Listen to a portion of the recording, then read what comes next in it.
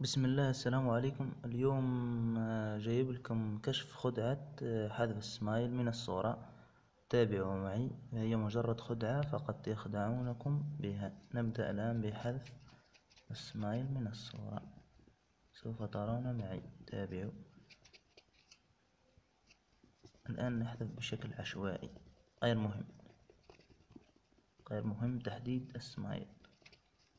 السمايل فقط. نحذف بشكل عشوائي.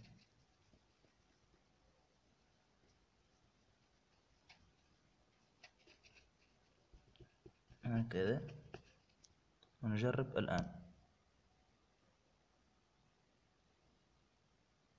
هل رأيتم معي؟ تم مسح السمايل من الصورة، ولكن هذه مجرد خدعة لأن الصورة بها نسختان. انظروا معي. فطبعا الصورة هذه الأولى تأخذ شكلها من الصورة الثانية بعد حذف السمايل.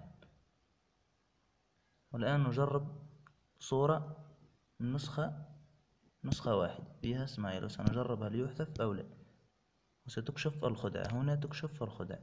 انظروا، نجرب حذف السمايل.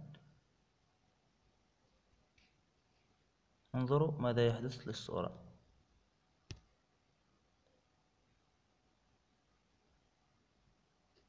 فهذه مجرد خدعة يخدعونكم بها بتطبيق صورتين في صورة واحدة. تجدون رابط البرنامج أسفل الفيديو، وجربوها بنفسكم.